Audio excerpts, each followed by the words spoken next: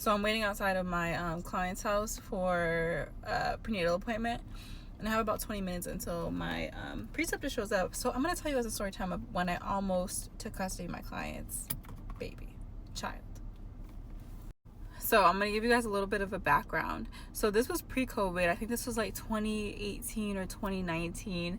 I was working for a program that was both a doula program and almost like a case management type of program. So we would set, in the prenatal period, we would set clients up with resources like housing, food, things of that nature, almost like a social work type of situation. All of the women, all of the families that entered this program qualified for this program because they were at risk, and there was one reason or another that they were qualified for this program. So it could be housing, it could be their age. I did a lot of adolescents. It could be their immigration status. I did a lot of work with Haitian Creole speaking moms because I'm Haitian American, and so and we had a really high Haitian population that was birthing at this hospital. So that's a little bit of background of why I was in the position I was in.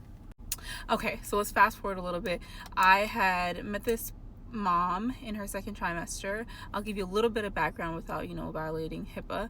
She was a single parent. She had an older child, and the father of the baby that she was carrying, so she was pregnant, I met her in like her second trimester, I believe.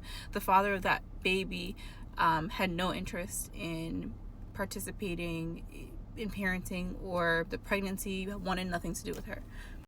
And now retelling it, I'm a little it's getting me a little frustrated. But so the father of the baby wanted nothing to do with the pregnancy. She was a single parent.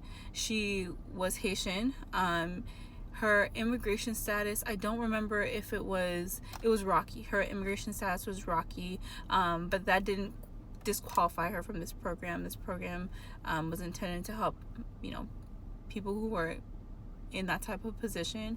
And so when I came on her case, she had some other resources in place. She was very hesitant to use resources. She really didn't want another person a part of her care, but she ultimately ended up liking me. We had a really good relationship. I saw her as almost like an aunt. Like, she was like an aunt figure to me. She would talk to me a lot, words of wisdom, but also I would help her out with things that were happening with her. So ensuring that she had a car seat, ensuring that she had a stroller, ensuring that she had basic necessities for her, for the baby, and for her older child at home. That's a little bit of a background. We grew rapport and relationship. I really, really liked her. She liked me. We had a great relationship. So a lot happened from the time that I met her until the day of delivery, but I'll kind of fast forward through that.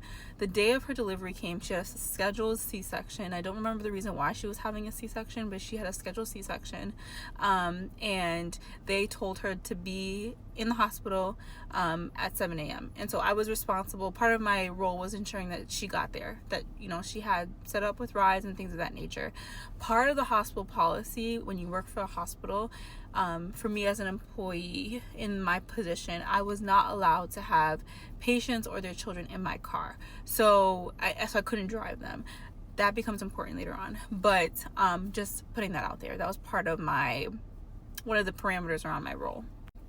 So I think we ended up booking her a taxi. The taxi came, picked her up at home at 5:30, 6 o'clock. She got to the hospital by 7. I met her at the hospital at 7.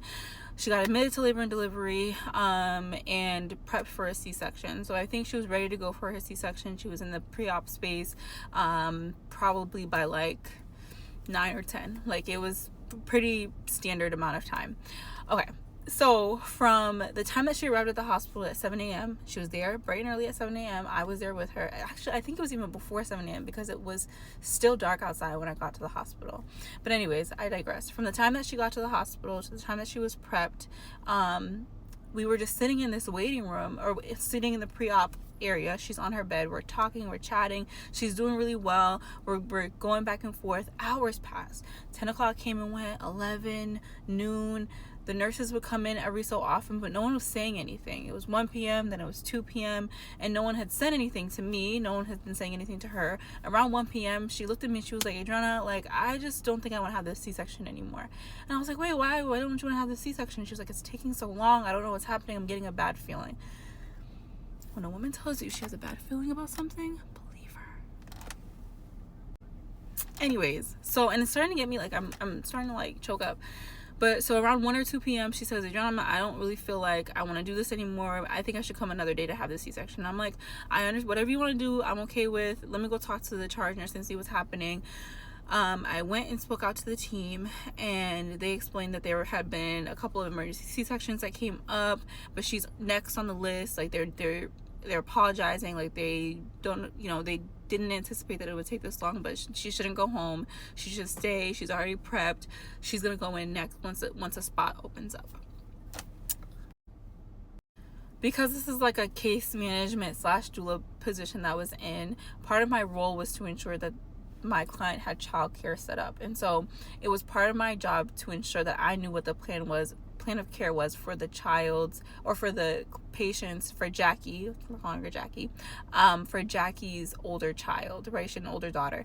And so she explained to me, we had gone over it at length at a few different appointments, that I think it was like a hairdresser or someone who had done her daughter's hair before, that the daughter was comfortable with, was going to watch the daughter for the couple days while she was in the hospital having the baby. Like, Jackie had nobody else, right? Like, she had no family, no friends or anybody that she could call on. She was new to the country. She came to the country, had a brief fling with this man.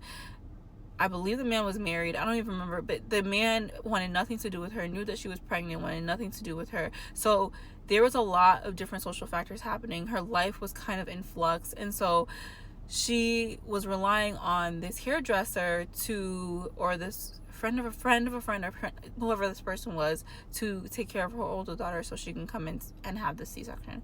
So at this point, it's like 6-7 p.m. She hasn't had the baby yet. She hasn't gone back to the operating room to have the baby yet. And the charge nurse comes in and she's like, "Hey, Jackie, you're next. Like, it's time. We are gonna have this baby now. We're gonna roll you in." And she begins to explain to the charge nurse, like, I just don't feel good about this anymore. Like, she had already said this to me, but now she's explaining this to the charge nurse via myself, right? That because I'm translating for her in real time, she's not feeling good about this anymore. She doesn't want to have the C-section today. She wants to go home. The charge nurse basically is convincing her to stay. And I'm in this position where it's like, we had been waiting all this time. It had been 12 hours. You have the baby if you want to have the baby today. But there was something in my spirit that wasn't settled. And I was just like, okay, if she doesn't want to have this baby today, we shouldn't be forcing her to have this baby today. Let's just take her off the list, wheel the next person in, and release her. But, for whatever reason, they weren't game for that. They convinced her to stay. So fast forward, we roll into the C-section operating room. They cut her open. She starts praying. I'm praying with her. My spirit was so unsettled at this point, but also I'm young. I had seen multiple C-sections. There was nothing that seemed abnormal to me in terms of what was happening with the C-section, but just, I wasn't settled, and she wasn't settled. She was praying. She was like, "Is everything okay?" She kept asking me, "Is everything okay? Is everything okay?" So everything's going well. They pull the baby out. Beautiful baby. She was like 8 or 9 pounds. Gorgeous baby girl. Came out. Baby's born. Mom looks at the baby. She like has a moment, and then her face kind of goes blank, and then they call code because she's hemorrhaging. So it happened very, very quickly. The baby was pulled out. She starts hemorrhaging. The baby goes to the warmer. They're like wiping her up, doing all the things. She looks at me. She's holding my hand. Like, her grip on my hand kind of starts to loosen and soften. And I realized that, this is not looking good. Like, and I'm talking to her, and I'm like, "Jackie, like, stay with me. Jackie, you're gonna be okay. Jackie, look at your baby. Your baby's here. She's healthy. She's perfect. Just stay right here. Stay right here." And I could feel her. I could feel that she was leaving. Like, she was losing massive amounts of blood. The blood was pouring over the sheet. There's blood on the floor. There's a whole, once something like that happens, a code is called, things start moving very quickly in the room. It was a flurry of people and faces and things happening in order to stabilize her. And I'm sorry this is going to be a part 2, but I'll be back very soon right now with the part 2.